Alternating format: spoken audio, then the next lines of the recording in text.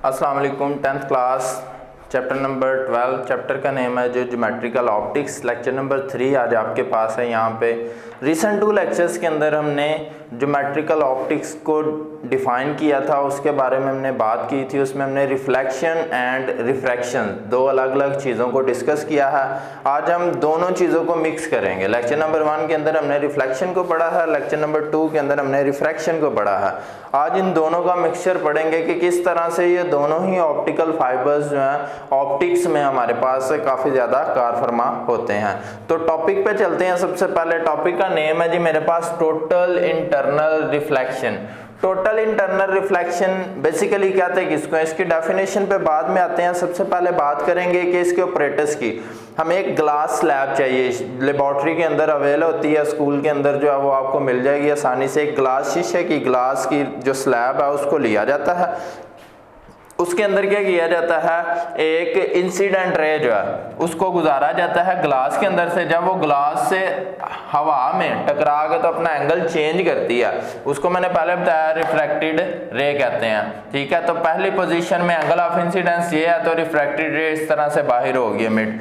दूसरी पोजीशन में angle of incidence change करता हूं तो रिफ्रैक्टेड रे जो है वो बिल्कुल प्लेन के पैरेलल हो जाती है। और थर्ड में जब मैं उसको एंगल को मजीद चेंज करता हूं एंगल ऑफ इंसिडेंस को, तो रिफ्रैक्टेड होने के बजाय रे जो है वो रिफ्लेक्शन होना शुरू हो जाएगी। हालांकि रिफ्लेक्शन हमने सिर्फ और सिर्फ मिरर के अंदर पढ़ा है।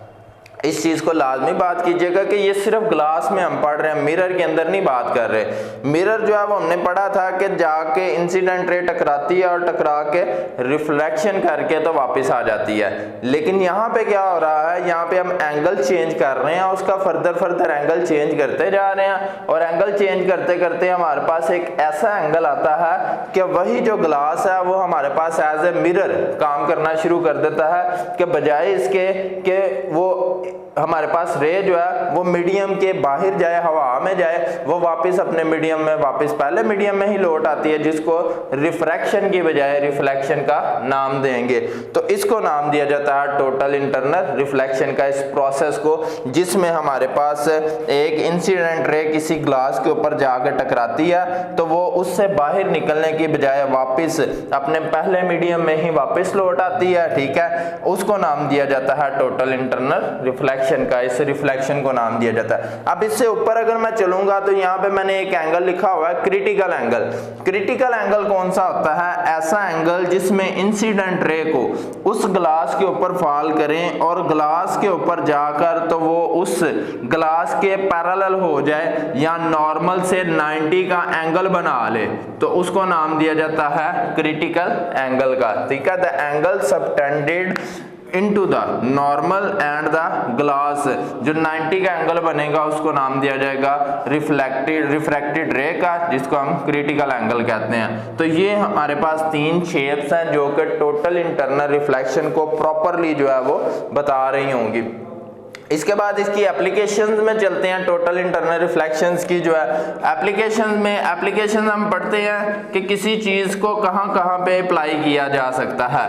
तो यहां पर एक बात है टोटली इंटरनल रिफ्लेक्शन प्रिज्म जो है उसकी अगर हम बात करते हैं, ठीक है, रिफ्लेक्टिंग प्रिज्म की, तो उसमें हम बताएंगे कि किस तरह से एक प्रिज्म को लिया जाता है। प्रिज्म को लेकर तो प्रिज्म के क्योंकि एंगल जो है वो हमारे पास एक ट्राइंगल टाइप ये बना होता है। ट्राइंगल हमें पता है 180 डिग्री जो है उसके 3 एंगल्स का सम होता है, 45, 45, 90 प्लस 90, 180 कंप्लीट हो जाता है। अब ये जो पॉइंट्स है उसके 45 और 45 के, मैं इसको अगर फॉल करता हूं सीधा जाकर प्रिज्म के ऊपर गिरता है तो ये इसको बिल्कुल उसके राइट पे जो है वो 90 के एंगल पे उसको बाहर निकाल देता है। ये वाला जो एंगल बनेगा ये मेरे पास 90 का बन रहा है, ये वाला। लेकिन अगर मैं इसको यहाँ पे देखूंगा तो ये 45 बन रहा है, यहाँ पे देखूंगा तो 45 बन रहा है, यहाँ पे देखूंगा तो 45 बन रहा है। इट्स मीन्स कि एक लाइन के ऊपर अगर मैं रह रहा हूं तो वो 45 के एंगल्स को ही सबटेंडेड कर रहा है। अगर मैं यहाँ पे भी इसको डिस्कस करता हूँ, मैं कहता हूँ और कोई पॉइंट निकाल लेते हैं, इसको भी निकालते हैं, तो ये इस तरह से एंगल ऑफ इंसिडेंस और एंगल ऑफ रिफ्रैक्शन दोनों का बराबर रहता है, जो कि हमने लॉज ऑफ रिफ्लेक्शन के अंदर बात की थी कि जब वो एक मीडियम से जाकर टकराता है उसकी सरफेस से तो उसी मीडियम में वापस लौट आता है विद सम मोर एंगल, ठीक है, जिसमें एंगल ऑफ ये श्योर था कि एंगल ऑफ इंसिडेंस हमेशा बराबर होगा एंगल ऑफ रिफ्लेक्शन के। तो रिफ्लेक्शन और इंसिडेंस दोनों जो है वो आपस में पैरेलल एंगल बराबर आ रहे हैं, तो ये हम बात करेंगे टोटली इंटरनल रिफ्लेक्टिंग प्रिज्म के अंदर कि प्रिज्म भी जो है वो टोटल इंटरनल रिफ्लेक्शन ही करता है कि अपनी रेज को बाहर नहीं जाने देता बल्कि अपने ही मीडियम में रख के तो उसका सिर्फ एंगल डाइवर्ट कर देता है। इसके बाद बात करेंगे ऑप्टिकल फाइबर की। ऑप्टिकल फाइबर भी टोटल इंटरनल रिफ्लेक्शंस की ही एप्लीकेशन में से एप्लीकेशन है हमारे पास। इसको इस्तेमाल किया जाता है जिसमें ये एक बारीक बाल की मोटाई के बराबर वायर्स को इस्तेमाल किया जाता है। आजकल पीटीसीएल के अंदर इसको ज्यादा यूज किया जा रहा है ऑप्टिकल फाइबर्स को।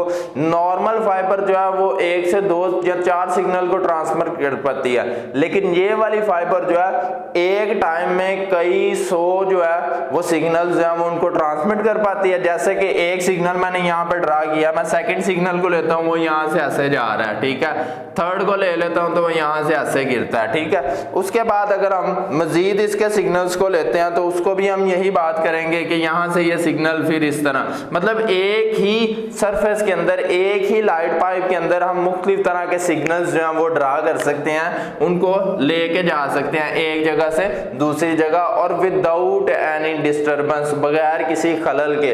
लाइंस का मिक्सअप होना इसमें चांस बहुत रेयर होता है, इसी वजह से आजकल जो है वो इंटरनेट की वायर्स के अंदर या पीटीसीएल लैंडलाइन की वायर्स के अंदर जो है ना वो इन्हीं वायर्स को इस्तेमाल किया जाता है, इन्हीं फाइबर्स को इस्तेमाल किया जाता है। फाइबर बेसिकली कहा जाता है दागरमा साख्ते, ठीक है, तो बाल की मोटाई के बराबर होती हैं, लेकिन ये माइक्रोस्कोपिक उसको बड़ा करके दिखाया हुआ है। इसकी 2 सरफेस होती हैं हमारे पास। जो इंटरनल रिफ्लेक्टिंग सरफेस होती है उसको नाम दिया जाता है कोर का, और जो बैरूनी उसकी रफ सरफेस होती है उसको नाम दिया जाता है क्लैडिंग का, ठीक है। इंटरनल जो है क्योंकि वहां पर रिफ्लेक्शन होनी है इसलिए कोर को कदरे प्लेन रखा जाता है और थोड़ा सा उसको अच्छे मटेरियल का यूज किया होता है, जबकि जो क्लैडिंग बाहर वाली होती है क्योंकि उसका काम सिर्फ उसको प्रोटेक्शन करना, उसको हिफाजत करना है, तो उसका मटेरियल जो है वो उस नवैयत का बनाया जाता है। तो ऑप्टिकल फाइबर्स ही बेसिकली अब transmission of light, transmission of signals इनके लिए इस्तेमाल हो रही हैं।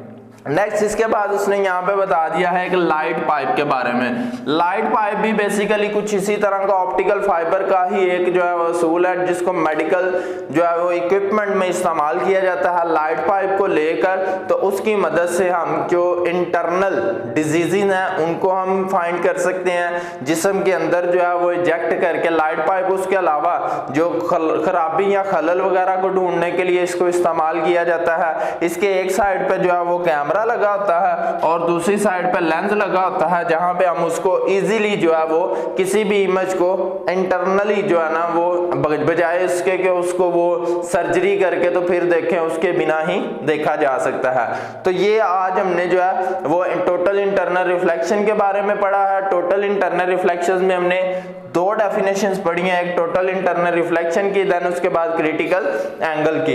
इसके बाद हमने बात की है उसकी एप्लीकेशंस की। 3 एप्लीकेशंस मैंने आज आपको करवाई हैं जिसमें हमने बात की है टोटल इंटरनल रिफ्लेक्टिंग प्रिज्म की, देन उसके बाद बात की ऑप्टिकल फाइबर की और उसके बाद बात की लाइट पाइप की। तीनों का काम एक ही है, टोटल इंटरनल रिफ्लेक्शन के मुताबिक ही ये काम कर रही हैं, जिनका काम होता है कि ऑपरेटर्स के अंदर ही लाइट को फॉल करना और अपने ऑपरेटर्स के अंदर ही डिफरेंट एंगल में उसको जो है वो रोटेट करवा देना या उसको कर्व करवा देना।